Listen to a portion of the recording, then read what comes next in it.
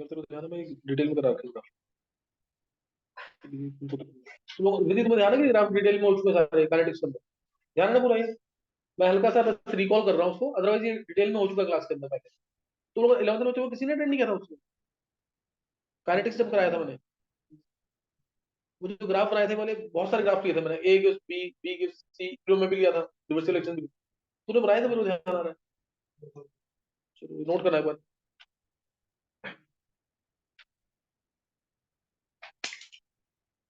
जैसे ये रिएक्शन है, कोई भी रिएक्शन हो रही है, ध्यान से नोट करना, बिल्कुल इंपॉर्टेंट ग्राफ है ये, क्योंकि पूरी ऑर्गेनिक में मैं यूज करूंगा इसको, यूज हो भी रहे हैं, है ना, ग्राफ वाले यूज हो भी रहे हैं।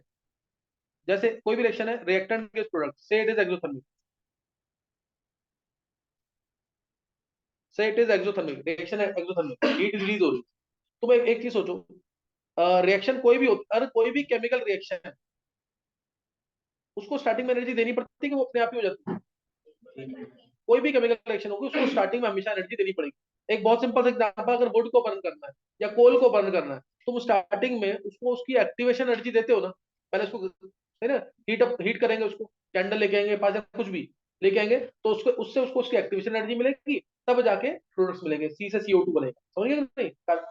है ना, कोयला है तो CO2 बन जाएगा, क्या ये बात समझ आ रही है कि नहीं? तो कोई भी केमिकल रिएक्शन जब होती है ना, तो उसमें हमें स्टार्टिंग में क्या करना पड़ता है, एनर्जी देनी पड़ती है।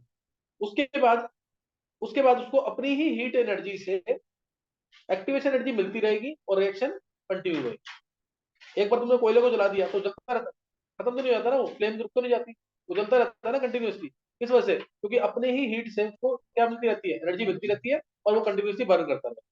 क्या ये क्लियर है की बात की नहीं?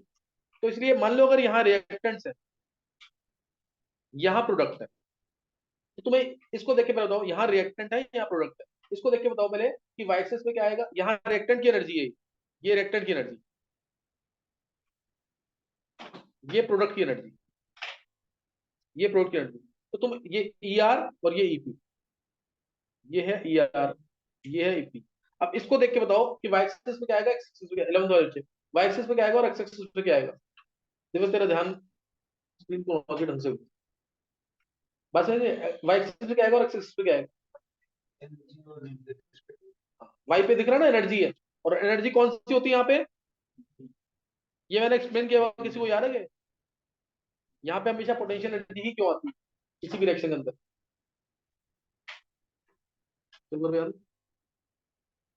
पोटेंशियल एनर्जी क्यों आती है यहाँ पे? क्योंकि मैंने कहा था सिर्फ टोटल एनर्जी दो ही होती है, एक काइनेटिक और एक पोटेंशियल, यही कन्वर्ट होती रहती है दूसरी फॉर्म, काइनेटिक और पोटेंशियल। कोई भी रिएक्शन हो रही है तो कांस्टेंट टेम्परेचर पे होती है, कोई भी केमिकल रिएक्शन किस टेम्परेचर पे हो रही है, कांस्टेंट टेम्परेचर पे। कांस्टेंट टेम्परेचर पे काइनेटिक एनर्जी क्या होगी, constant, kinetic energy temperature depend होती है, वो कांस्टेंट तो वेरी क्या करेगी, पोटेंशियल टाइम के साथ। ध्यान रखना, ये इसका मैंने पूरा डिटेल दे रखा है, इसका पूरा डिटेल दिया हुआ है कि यहाँ पे पोटेंशियल एनर्जी ही क्यों आएगी, तो potential energy versus time, potential energy versus time. तो यहाँ पे रिएक्टेंट की एनर्जी, ये प्रोडक्ट की एनर्जी, ये क्लियर है ना?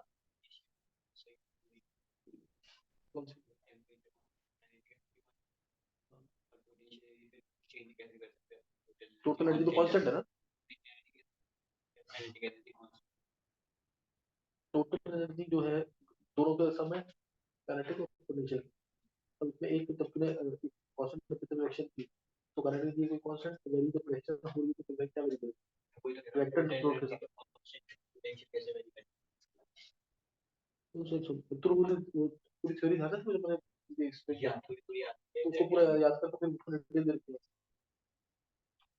एक बार वो जरूर कर लेना कि यहाँ पे दो ही, मैंने इसमें तुम्हें एग्जांपल जब दी थी तो तुम्हें बताया जैसे कि जब दो चीजें पास आ रही हैं, दो मॉलिक्यूल्स पास आ रहे हैं, तो पोटेंशियल एनर्जी क्या होती है, याद है किसी को नहीं? दूर जा रहे हैं पास आ रहे हैं, तो कुछ बताया था कि नहीं? वो सबसे सिंपल एग्जांपल ये था, ये जो मटका होता है उसके अंदर पानी ठंडा कैसे होता है, याद आ गया कि नहीं है इसमें? क्योंकि उसके अंदर वो किससे, पोर्स होते हैं उसके अंदर, पोर्स होते हैं, पोर्स से मॉलिक्यूल जब बाहर निकलेंगे, जब मॉलिक्यूल बाहर निकलेंगे तो मॉलिक्यूल दूर दूर जा रहे हैं ना, मॉलिक्यूल दूर दूर जा रहे हैं, तो क्या चीज कम हो गई, पोटेंशियल एनर्जी, पोटेंशियल एनर्जी बढ़ी, तो काइनेटिक एनर्जी क्या हो जाएगी, मॉलिक्यूल दूर जा रहे हैं ना, तो पोटेंशियल एनर्जी क्या हो गई, बढ़ गई, काइनेटिक एनर्जी क्या हो गई, कम हो गई, काइनेटिक कम तो टेम्परेचर कम, टेम्परेचर कम तो पानी ठंडा हो जाएगा। बस इस टाइप से मैंने चार पांच एग्जांपल दी थी, तब ये एक्सप्लेन किया था, एक बार उसको देखना, लेक्चर उससे क्लियर हो जाएगा। अच्छा, यहाँ पे energy of reactants, energy of products, ये रिएक्टेंट की एनर्जी और ये प्रोडक्ट की एनर्जी। तो अब इसमें रिएक्टेंट से प्रोडक्ट ऐसे तो बनेगा नहीं ना, ध्यान देना, ऐसे तो नहीं बनेगा ना। पहले रिएक्टेंट को हम क्या करेंगे, पहले रिएक्टेंट को क्या करेंगे, एनर्जी देंगे कि नहीं? पहले रिएक्टेंट को हम एनर्जी देंगे। ये एनर्जी दी हमने यहाँ, ये रिएक्टेंट को एनर्जी दी। जैसे इसको थ्रेशोल्ड एनर्जी मिल गई, थ्रेशोल्ड एनर्जी वो एनर्जी होती है जिस पे रिएक्शन आप हो। थ्रेशोल्ड एनर्जी क्या है, minimum energy at which reaction will take place. Threshold energy क्या है, minimum energy at which reaction will take place. तो जैसे ही जैसे ही इसको थ्रेशोल्ड एनर्जी मिल गई, ये है थ्रेशोल्ड एनर्जी ईटी, ये इस एनर्जी तक पहुंच गया। इमीडिएटली अब ये डाउन आएगा, एनर्जी कम करेगा और स्टेबिलिटी की तरफ जाएगा, और ये बन गया प्रोडक्ट विद लोअर एनर्जी। ये प्रोडक्ट बन जाएगा विद लोअर एनर्जी। तो तुमने रिएक्टेंट्स की एनर्जी ये थी, तुमने कितनी एनर्जी दी ताकि रिएक्शन हो सके? ये क्या थी, एक्टिवेशन एनर्जी, इसे बोलते हैं ईएएफ कह लो या ईएफ कह लो, फॉरवर्ड एक्टिवेशन एनर्जी। ये कौन सी एनर्जी है, फॉरवर्ड एक्टिवेशन एनर्जी। चलिए, फॉरवर्ड एक्टिवेशन एनर्जी। और अगर प्रोडक्ट से रिएक्टर बनाना है तो ये बैकवर्ड एक्टिवेशन।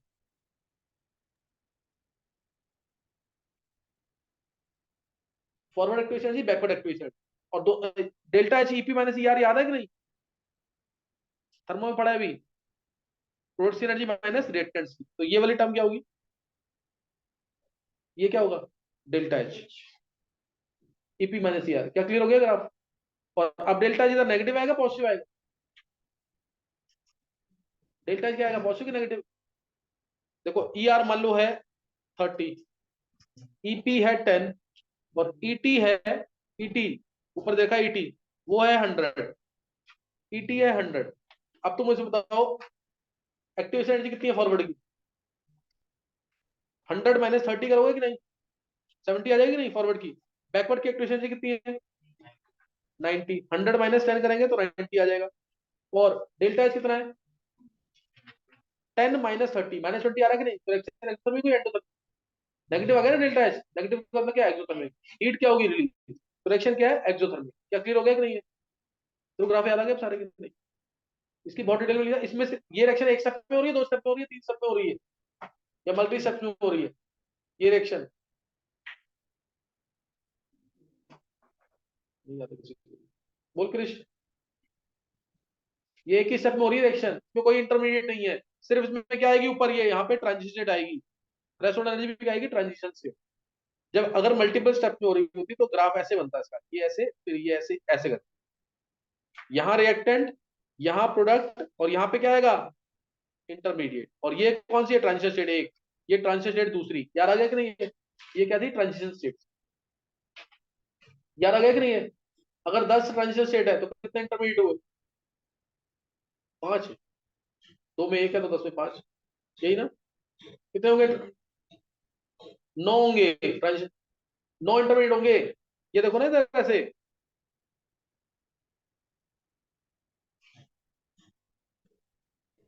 ये कितनी ट्रांजिशन स्टेट है, एक, ये दो, और ये तीन। तो इंटरमीडिएट कितने हैं, एक और ये दो, कितने इंटरमीडिएट है, दो। समझ आया कि नहीं है? अगर एक्स इंटरमीडिएट है तो ट्रांजिशन स्टेट कितनी होंगी, +1। अब इंटरमीडिएट बोल रहा हूं मैं, पहले ट्रांजिशन स्टेट बोला था, गलत करके आएगा ना। आदित्य थोड़ा सोच के देखो ना आंसर। इंटरमीडिएट पूछा है तो +1 कर देना ट्रांजिशन स्टेट के लिए। इसमें अच्छे क्वेश्चन नहीं बनते कि मिनिमम ट्रांजिशन स्टेट कितनी होगी, मैक्सिमम कितनी होगी, वो अलग चीज है, वो थोड़ा सा आइसोलेट आ जाएगा, तो उसमें बताऊंगा मैं तुमको। ये क्लियर हो गया कि नहीं कर, एक्सोथर्मिक के लिए क्लियर हो गया।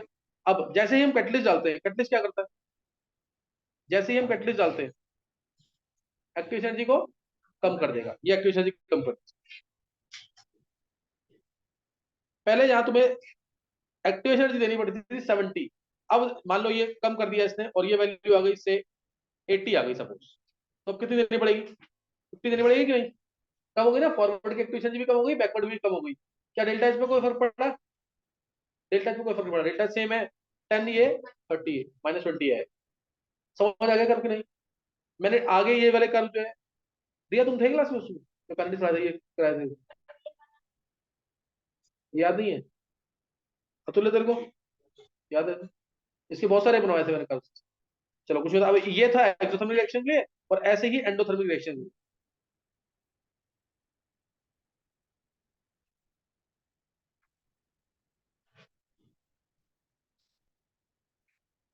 ये एंडोथर्मिक रिएक्शन के लिए। ये वैल्यू अगर 10 है, रिएक्टेंट्स की एनर्जी 10 है, ये प्रोडक्ट की एनर्जी ये 50 है, ये थ्रेशोल्ड एनर्जी ये 100 है ना, ये 100 है। यहाँ पोटेंशियल एनर्जी और यहाँ पे प्रोग्रेस ऑफ द रिएक्शन या टाइम, सारी डिटेल निकल जाएंगे कि नहीं। और कैटलिस्ट डाला तो उसने एक्टिव एनर्जी को कम कर दिया, कैटलिस्ट डाला तो उसने एक्टिव एनर्जी को कम कर दिया, ये ऐसे कर दिया, 100 से ये बना दिया 80। सारी डिटेल निकाल लोगे कि नहीं। बोला इसमें ईएफ और ईबी क्या होंगे, absence of presence of catalyst. EF और ईबी क्या होंगे, ईएफ ईबी डेल्टा एच तीनों absence of presence of catalyst. निकाल लोगे ना, बताना क्या आएगा आंसर।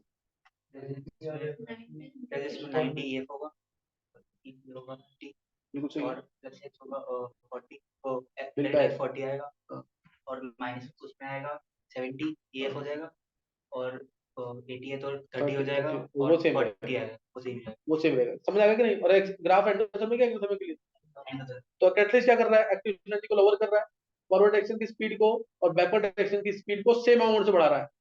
एडवांस में पूछा हुआ एक बार कि कैटलिस्ट डालने सर, कैटलिस्ट डालने से फॉरवर्ड एक्शन की स्पीड अल्फा से बढ़ती है और बैकवर्ड एक्शन की स्पीड बीटा से बढ़ती है, क्या ट्रू है फॉल्स है। फॉल्स है ना, दोनों की स्पीड क्या है, सेम अमाउंट से बढ़ेगी। कैटलिस्ट क्या करेगा, दोनों की रिएक्शन की स्पीड को सेम अमाउंट से बढ़ाएगा। क्या क्लियर हो गया कि नहीं। तो ये तुम्हें ध्यान रखना, इसके अंदर इंपॉर्टेंट ग्राफ है, ये भूलना नहीं भी है, ये आगे बहुत यूज होंगे, है ना। कैटलिस्ट डालने से क्या फर्क पड़ेगा, जैसे बोला ये क्वेश्चन आया हुआ है एंडोथर्मिक रिएक्शन के अंदर ई ए ग्रेटर देन डेल्टा एच, तो चांस करेंगे बी, ई ए लेस देन डेल्टा एच होगा।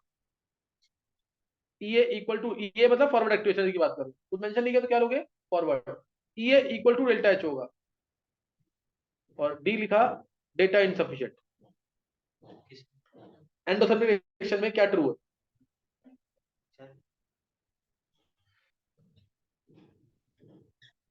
समझ के कारण एंडोथर्मिक में एंडोथर्मिक रिएक्शन में क्या ट्रू होगा, ई ए ग्रेटर देन डेल्टा एच। ये ई ए है, ये ई ए कि नहीं, और डेल्टा एच ये, कोई भी ग्राफ आ जाए यही आंसर आएगा कि नहीं। ये will always be greater than delta H, clear नहीं है। और अगर यही क्वेश्चन होता है एक्सोथर्मिक रिएक्शन में तो ये लेस देन डेल्टा, ये अगर आ देते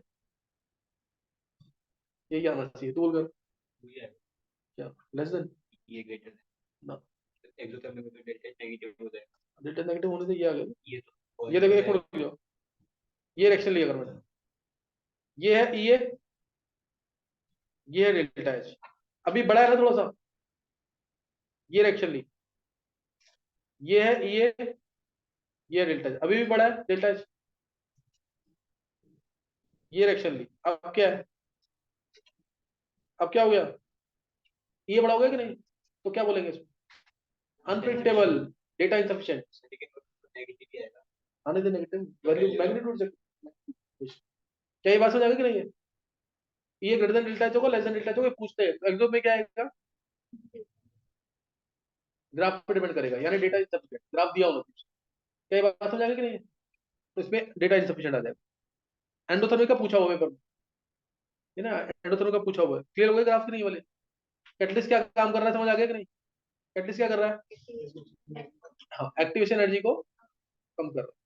ये तो ग्राफ जरूर आने चाहिए तुम्हें, और मैंने तुम्हें करवा भी रखे हैं पहले, पूरी अर्निंग जो तुम कर रहे हो यहाँ पे, उसमें ये रिएक्शन मैकेनिज्म ग्राफ ही चलेंगे सारे, ये ग्राफ ही चलेंगे सारे। तो ग्राफ बहुत इंपॉर्टेंट है, पूरे 2 साल यूज होते हैं, इसको भूलना नहीं बिल्कुल।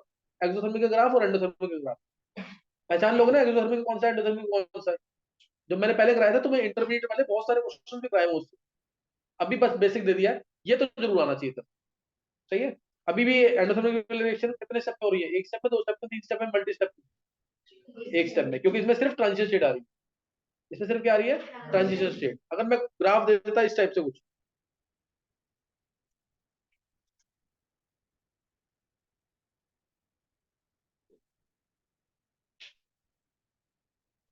ये दे दिया इस टाइप से, पहले बताएंगे ग्राफ एक्सोथर्मिक के लिए, एंडोथर्मिक के लिए।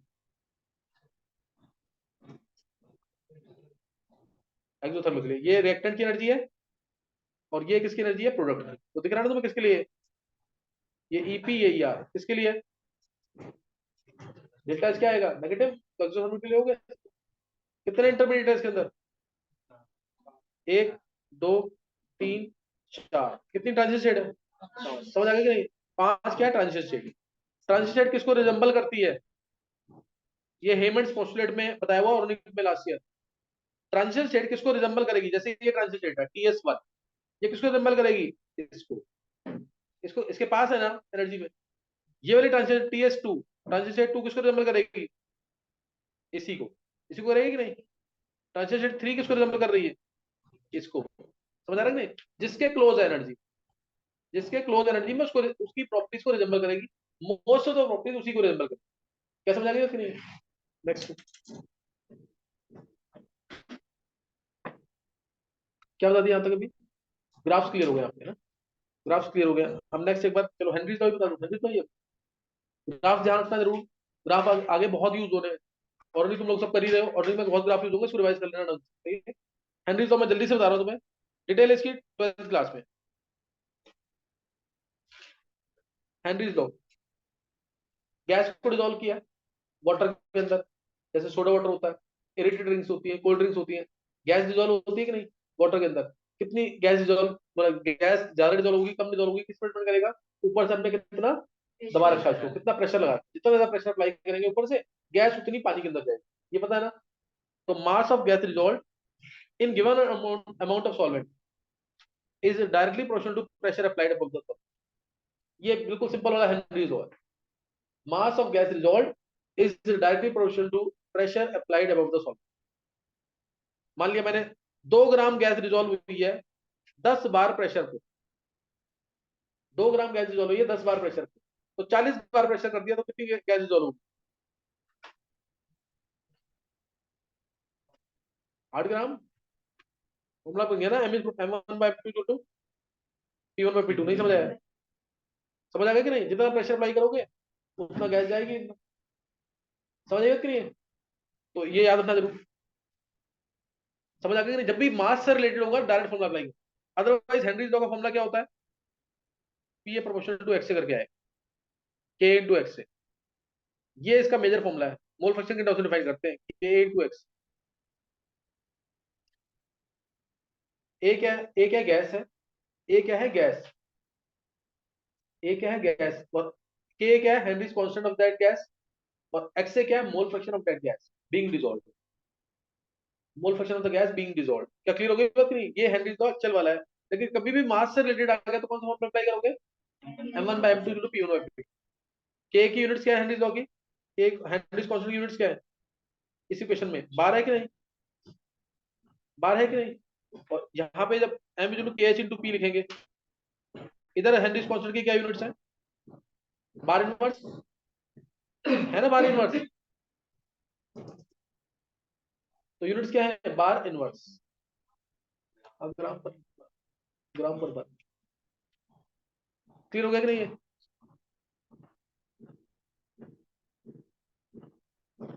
तो ये हेनरीज लॉ है। Mass of gas dissolved in given solvent directly to pressure applied above the solvent. इसकी कंडीशंस क्या थी? कंडीशंस ये है, वैसे इस चैप्टर में दे रखा है, क्वेश्चन आते हैं ऑब्जेक्टिव में तो ये भी कंक्लूड करते हैं। कंडीशन क्या है इसकी? गैस होनी चाहिए आइडियल, बहुत ज्यादा टेम्परेचर हाई नहीं होना चाहिए, बहुत ज्यादा प्रेशर लो नहीं होना चाहिए। बहुत ज्यादा टेम्परेचर हाई नहीं होना चाहिए, बहुत ज्यादा प्रेशर लो नहीं होना चाहिए।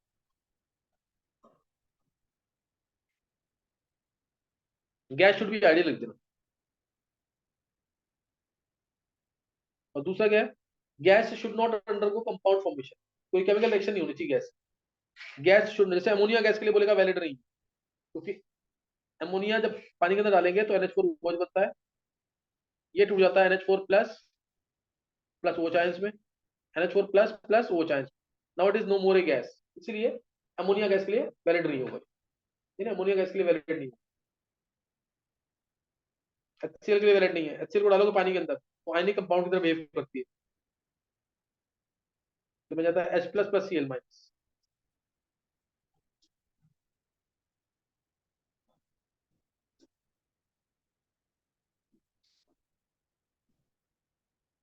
गैस का ना तो डिसोसिएशन हो और ना ही गैस का एसोसिएशन, तो ही वैलिड होगा ऐसे। फिर इसकी एप्लीकेशंस क्या थी? एप्लीकेशंस एक तो बताई दिया मैंने तुम्हें, कहाँ यूज होती है? एडिटेड ड्रिंक्स में। कोल्ड ड्रिंक्स वगैरह में होती है ना CO2 gas, Henry's law apply किया हुआ कि नहीं? प्रेशर जितना अप्लाई करेंगे CO2 गैस सोडा वाटर में या कोल्ड ड्रिंक्स में उतनी ज्यादा जाएगी, वही हेनरीज लॉ अप्लाई किया हुआ है इरेटेड ड्रिंक्स में, in the production of aerated drinks. Second, in the functioning of lungs, functioning of lungs, इसमें भी क्या होता है, ऑक्सीजन ट्रेवल करती है कि नहीं लंग्स से डिफरेंट टिश्यूज की तरफ। प्रेशर ज्यादा हुआ O2 गैस का लंग्स में, तो कहाँ जाएगी, different tissues, different body parts को मिलेगी, वो वहां से CO2 उठा करके वापस आते थे, फिर वो एक्सेल कर देते हैं। इन द फंक्शनिंग ऑफ लंग्स, वहां पे भी हेनरीज अप्लाई हो रहा है, फंक्शनिंग ऑफ लंग्स। और third most important application, third most important application क्या एप्लीकेशन है, बोलो विधि, थर्ड याद है क्या? डीप से, हाँ deep sea diving, deep sea diving, deep sea, पहले जो सी डाइवर्स थे पानी के अंदर जाते थे, पानी के जब नीचे जाएंगे तो पानी का प्रेशर ऊपर से बहुत ज्यादा लगेगा कि नहीं? जब पानी का प्रेशर ज्यादा लगेगा तो जो ऑक्सीजन गैस वो लेके गए हैं, साथ में होती थी नाइट्रोजन गैस। हाँ, सही है आशी, O2 गैस लेके गए और साथ में क्या है, N2 गैस। O2 गैस तो मेटाबॉलिज्म के लिए यूज होगी, O2 गैस तो बॉडी की फंक्शनिंग के लिए क्या यूज होगी, O2 गैस। लेकिन N2 गैस जो है उसका तो कोई रोल नहीं है, वो ब्लड में ज्यादा डिजोल्व हो जाता है, दोनों का मॉलिक्यूलर मास के आसपास में ही है ना, वो ब्लड में डिजोल्व हो जाएगी। और जैसे ही डाइवर बाहर आएगा, जैसे ही डाइवर बाहर आएगा तो N2 गैस अब तो अंदर नहीं रहेगी ना, अब वो भी प्रेशर ऊपर लो हो गया तो वो बाहर आने की कोशिश करेगी नहीं, तो बेंड्स और डीकम्प्रेशन, ये दिक्कत आ जाती थी जो कंटिन्यूसली डाइविंग करते थे, हर रोज जो डाइविंग करते थे ना, तो ये वाली प्रॉब्लम क्रिएट होती है। बात में आई कि नहीं है?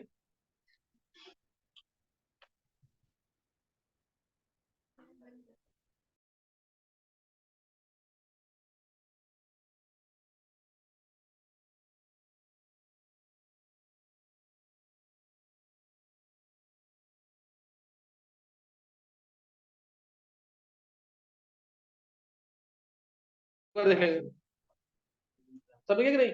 N2 मैंने क्या बोला, डाइवर जब अंदर गया तो ऑक्सीजन का सिलेंडर लेके जाएगा अंदर, ऑक्सीजन तो यूज हो जाएगी किसके लिए, मेटाबॉलिज्म के लिए यूज हो जाएगी। N2 gas it remains dissolved in the blood, लेकिन डाइवर जैसे ही ऊपर आएगा, ऊपर प्रेशर क्या हो जाएगा, नॉर्मल, नॉर्मल हो गया तो N2 गैस बाहर निकलने की कोशिश करेगी, तेजी से बाहर निकलती थी। बेंड्स और डीकम्प्रेशन, कई बार ब्लड जाता था, तो बेंड्स और डीकम्प्रेशन ये दिक्कत आती थी। तो इसलिए हमने अब डाइवर जो लेके जाता है वो क्या लेके जाता है, वो O2 लेके जा रहा है, O2 लेके जा रहा है, साथ में नाइट्रोजन और साथ में हीलियम गैस। हीलियम का मास कम, पानी में डिजोल्व ज्यादा करेगी कम करेगी, या ब्लड में डिजोल्व कम करेगी ज्यादा करेगी, बहुत कम। बॉल का मास कम, साइज कम, सरफेस एरिया कम, तो सॉलिबिलिटी कम, तो उसकी सॉलिबिलिटी बहुत कम है। अब जो है O2 कितना है, 32.1% ले जा रहे हैं, नाइट्रोजन होगी 56.2%, हीलियम 11.7%। तो अब नाइट्रोजन का अमाउंट कम हो गया कि नहीं, अब नाइट्रोजन का अमाउंट क्या हो गया, कम हो गया कि नहीं, तो वो प्रॉब्लम खत्म हो गई। Because of less solubility of helium in blood, it is taken away along with the diving apparatus, इसको ले जाते हैं less solubility in blood, because of less solubility in blood। Helium को इसलिए यूज किया, why helium is used in diving apparatus, ऐसे आता कुछ, तो ये रीजन है इसका। क्या थर्ड समझ आ गया, थर्ड एप्लीकेशन, ये थर्ड एप्लीकेशन है। Fourth application, fourth application anoxia, anoxia, ये भी ऑब्जेक्टिव में पूछा हुआ है। जो लोग हायर ऑल्टीट्यूड पे रहते हैं वहां पे एटमॉस्फेयर प्रेशर क्या होगा, कम होगा, एटमॉस्फेयर प्रेशर अगर कम है तो ऑक्सीजन कम प्रेजेंट होगी ब्रीथिंग के लिए, ऑक्सीजन जो है रेस्पिरेशन के लिए कम प्रेजेंट होगी, कम प्रेजेंट, अगर कम प्रेजेंट है तो इसलिए ऐसा माना जाता है कि people living at higher altitude they are not able to think properly and are generally weak, तो इसको बोलते हैं एनोक्सिया, इसको क्या बोलते हैं, एनोक्सिया। ये कर लोगे ना एप्लीकेशन, ये एप्लीकेशन इंपॉर्टेंट है, जरूर कर लेना, स्पेशली जो लास्ट में दो बताई है। और कोई एप्लीकेशन क्लियर है कि नहीं है? नेक्स्ट अब ये बता दिया, प्रॉपर्टीज ऑफ क्लीन हो चुकी है ना, प्रॉपर्टीज ऑफ क्लीन बता दिया, प्रॉपर्टीज ऑफ क्लीन हो गया, हेनरीज लॉ भी बता दिया।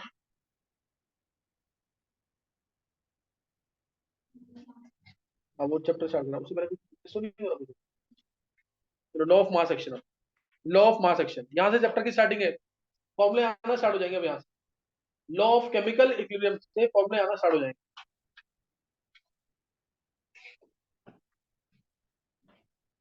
देखो लॉ ऑफ मास एक्शन पहले,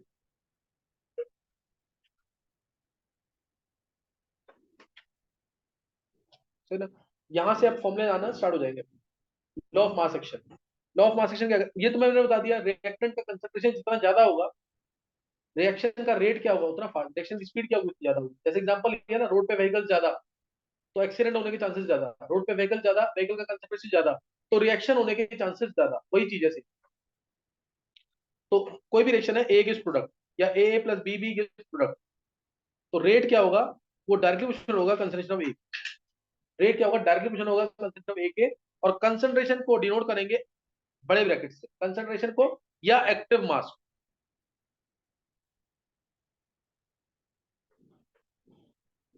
ठीक है ना, कंसंट्रेशन को या फिर एक्टिव मास को किसे नोट करेंगे,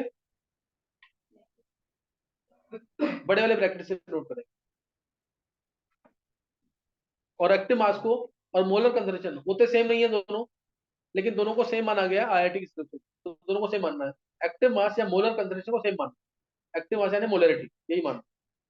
तो यहाँ पे रेट इज प्रोपोर्शनल टू ए आ गया, जितना ज्यादा कंसंट्रेशन ए का होगा उतनी फास्ट क्या होगी, रिएक्शन होगी।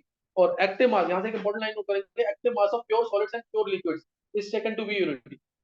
Active mass of pure solids and pure liquids is taken to be unity, ठीक है ना, active mass of pure solids and pure liquids is taken to be unity. ऐसा क्यों माना है, सी होता है n by V, active mass क्या होता है, कंसंट्रेशन ही होता है ना, ये क्या होगा n by V, n by V है, तो given mass by molar mass upon में वॉल्यूम, मास बाय वॉल्यूम क्या होता है, डेंसिटी, तो डेंसिटी बाय मोलर मास आ जाएगा, डेंसिटी पे क्या आ जाएगा, molar mass. Density pure solid की फिक्स होती है ना, ऑलमोस्ट फिक्स ही रहती है, प्योर सॉलिड्स की या प्योर लिक्विड्स की डेंसिटी क्या होती है, फिक्स होती है। और मोलर मास फिक्स है वो भी, कोई भी प्योर सॉलिड हो गया, मास पता होता है तुम्हें, यहाँ ये इसका मास है।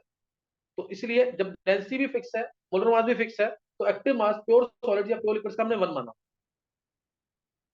ये डेरिवेशन है, छोटी सी कर लेना इसको। Active mass of pure solids and pure liquids is taken to be, active mass of pure solids and pure liquids अगर आएगा तो उसको यूनिटी माना। क्लियर हो गया, वाटर का ना वेरी करता है, वाटर का बन लेते हैं। ये क्लियर हो गया कि नहीं। अच्छा नेक्स्ट है, नेक्स्ट इसके अंदर लिखना है लॉ ऑफ केमिकल इक्विलिब्रियम। तो यहां से इंपॉर्टेंट है लॉ ऑफ केमिकल इक्विलिब्रियम।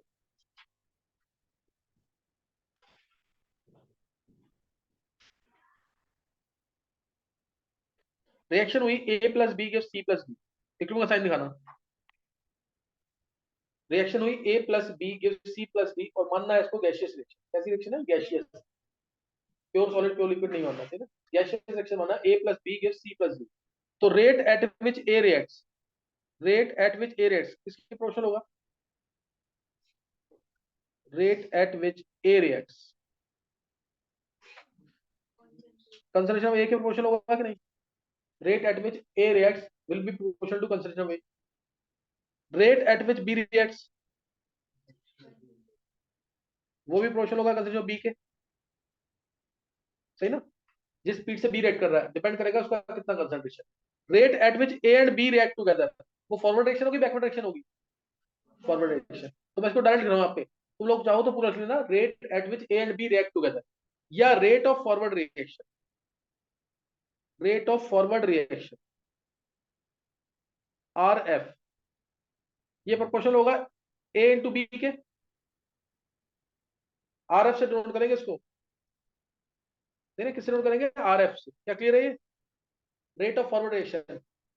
तो रेट ऑफ फॉरवर्ड रिएक्शन आ गया यहाँ से K f into A into B, R f क्या यहाँ पे, rate of forward reaction, K f क्या है, forward rate constant, K f क्या है, forward rate constant. Similarly directly R B क्या होगा, सिमिलरली आरबी क्या होगा, K B into C into D, R B क्या होगा, K B into C into D. Clear है कि नहीं है। तो अब एट इक्विलिब्रियम क्या होता है, अगर तुम्हें प्रॉपर्टी याद है तो, याद है कि नहीं है, rate of forward reaction equal to rate of backward reaction, rate of forward reaction equal to rate of backward reaction. यहां से क्या आ जाएगा, K f into A into B, K B into C into D, ये आएगा कि नहीं। R f into R B किया तो K f into A into B into K B into C into D, तो K f by K B क्या बन जाएगा, K f by K B concentration of C into concentration of D by concentration of A into concentration of B. क्या ये समझ आ गया? और इसी को क्या मानते हैं, केसी। यही लॉ ऑफ केमिकल इक्विलिब्रियम, यही लॉ ऑफ केमिकल इक्विलिब्रियम है। बस यहाँ पे मैंने एक चीज मिस जो की है वो नोट कर लेंगे एक बार। अगर कोफिशिएंट दिए हुए हैं, अगर क्या दिए हुए हैं कोफिशिएंट, मान लो ये ए है, ये बी है, सी है और डी। अगर इसके कोफिशिएंट जैसे 2a होता तो rate at which first A rate direct to A, rate at which second A rate direct to again A, तो ए का स्क्वायर आएगा कि नहीं? तो अभी ये ए की पावर ए आएगी कि नहीं, बी की पावर बी आएगी कि नहीं, सी की पावर सी, डी की पावर डी। क्या समझ आ गए? जो कोफिशिएंट है वो कहाँ जाएंगे, पावर में। कोफिशिएंट कहाँ जाएंगे, पावर में। यही पूरा लॉ ऑफ केमिकल में इसकी स्टेटमेंट ये आती है, state and derive law of chemical, 2 marks में आता है।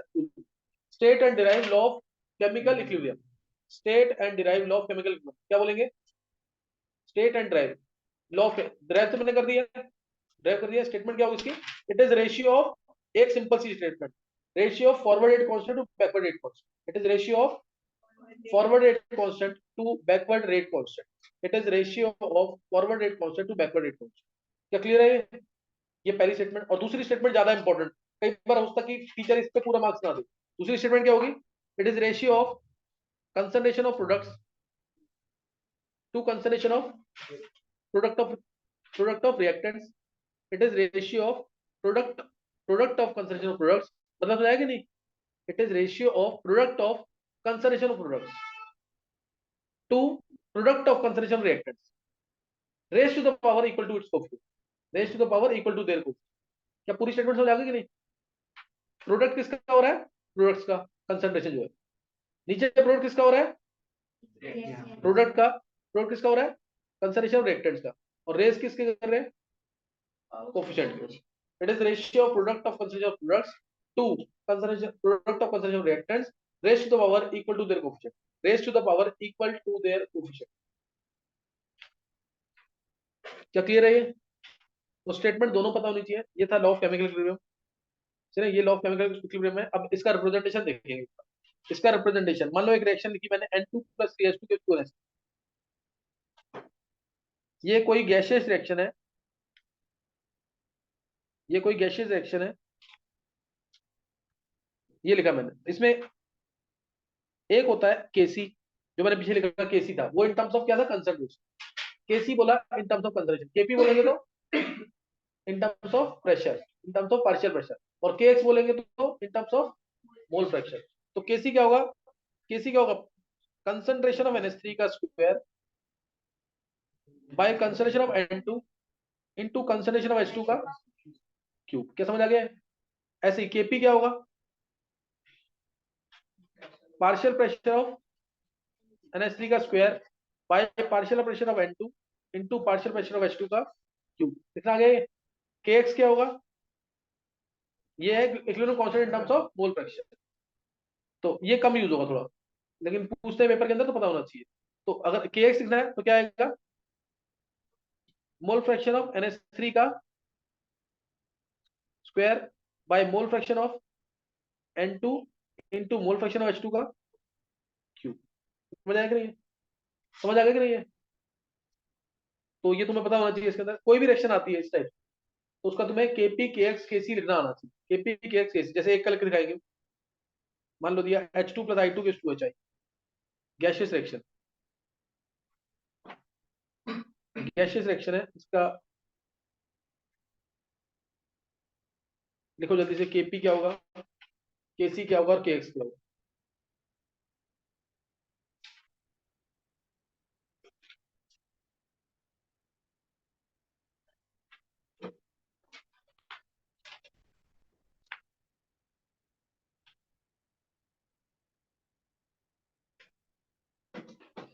लिखिए, देखो इसका केपी होगा पार्शियल प्रेशर ऑफ HI का square partial pressure of H2 into partial pressure of I2। केसी क्या होगा, कंसंट्रेशन ऑफ HI। इसको मैं ऐसे भी लिख सकता हूँ, कंसंट्रेशन को स्क्वायर ब्रैकेट में लिखना है तो बहुत अच्छी बात है, नहीं तो ऐसे भी लिख सकते हैं। Concentration of H2 into concentration of I2, और Kx क्या होगा? मोल फ्रैक्शन ऑफ HI का स्क्वायर।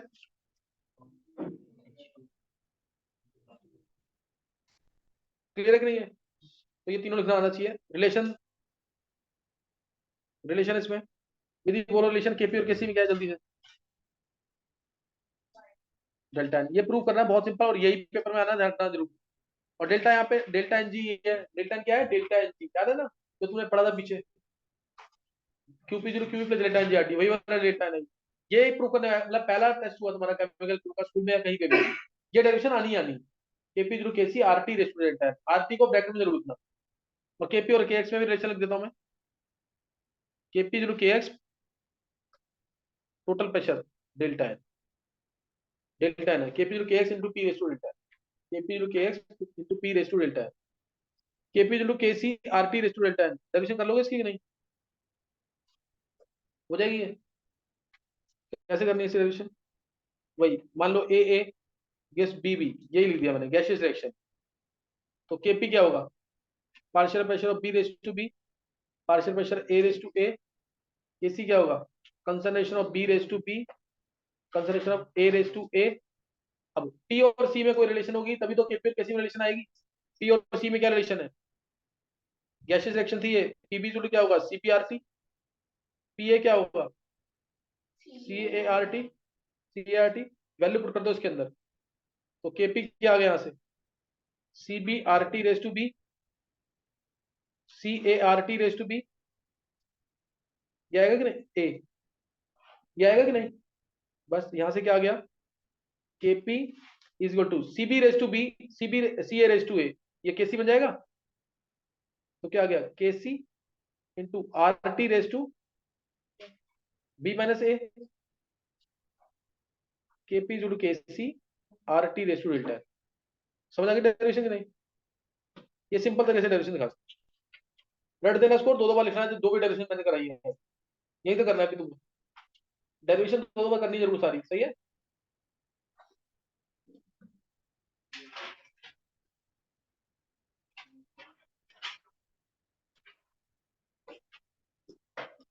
एक triangle derivation K P is to K X T raise to delta है, उसमें partial pressure is to mole fraction into total pressure का relation लगेगी। Partial pressure क्या होता है? Mole fraction into total pressure, जो मैंने तुम्हें स्टेट्स ऑफ मैटर में पढ़ाया है, उसका K P is to K X P raise to delta derive हो गया। डेल्टा एन यहाँ पे हमेशा gaseous product minus gaseous reactant हो, डेल्टा एन यहाँ पे gaseous product minus gaseous reactant होगा, डिटेल दूंगा बाद में।